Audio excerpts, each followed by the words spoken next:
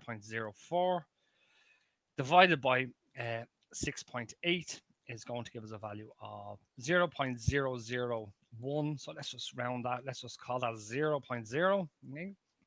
The next cell here, the observed is 1, the expected is 7.5, so the difference is 6.5. We need to square that distance, and we need to divide it by the expected, which is 7.5, which gives us a value of 5.6.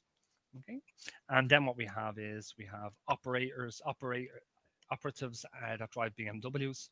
The observed is 9, the expected is 9.1. So we have 9 minus 9.1 gives us 0.1. 0.1 squared is 0.01, which needs to be divided by the expected, which is divided by 9.1, which gives us a value of, once again, that's around 0. Okay, I'm rounding here. And then the final cell is for operatives that drive Volkswagens. And what we can see here is the observed is 15. So it's 15 minus 8.4, which needs to be squared and divided by the expected, which is 8.4. And what that gives us is it gives us a value of approximately 5.2.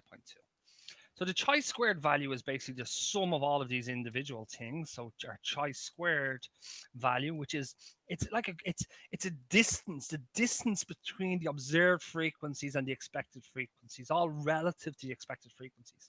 Actually, you can see it's a variance, yeah.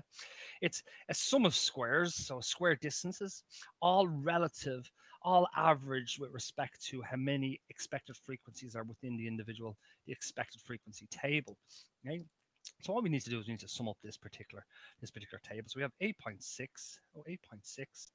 plus 0.6 plus 3.9 plus 1.5 plus 1 plus 0 plus 5.6 plus 0 plus 5.2 gives us a value of approximately 26.4, which is the chi-squared value. Okay, so now we're all good to go.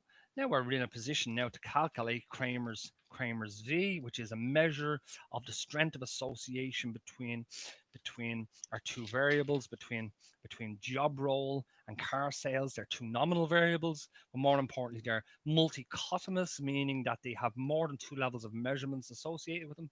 And I suppose they are true nominals as well.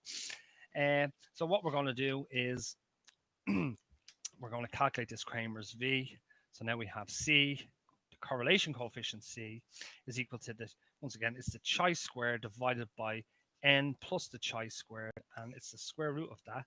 So our chi-squared value is 26. So this is equal to 26.4 divided by n is 80. So it's 80 plus the total number of observations that we had. It was 80 observations. So n is 80 plus the chi-squared value, which is 26.4, and it's the square root of that particular value. So when we do this on our calculator, when we calculate 26.4 divided by, well, this is 106.4, that gives us a value of approximately 0.2481. So it's approximately 0.25. So when I get the square root of 0.25, that gives me a value of approximately, well, there you go. Let's say it gives me approximately a value approximately equal to 0.5. Okay. So the correlation coefficient, the strength of association between these two variables, is approximately 0.5, which would be an indicator of a strong association, okay?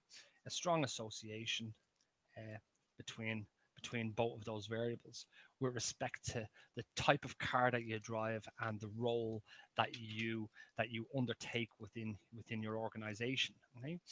One thing just to keep in mind is that the Cramer's V correlation coefficient is always going to be positive. It's always going to be positive because we can't be getting the square root of a negative. Well, I suppose we can, but it'll be an imaginary number.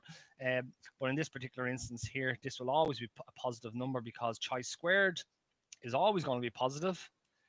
The denominator is always going to be positive because we have a positive plus a positive number. So hence the let's say the parameter associated with the square root that's been fed into the square root is always also going to be positive. So in this situation, what we have is a strong association. The C, the Cramer's C, also known as V, is equal to 0.5. Okay, guys, once again, this was Jonathan Lambert with Maths and Stats, and in this particular video, we considered how to calculate the correlation coefficient between two variables where both are measured on a nominal scale, and more importantly, both of these particular variables have more than two levels of measurement associated with them. In other words, they are multichotomous, or there is a multichotomy associated with both variables, meaning that there's more than two levels of measurement. Okay? So once again, guys, I hope that this video was intuitive, and more importantly, I do hope that was helpful for you, and thank you for watching. Okay, bye-bye.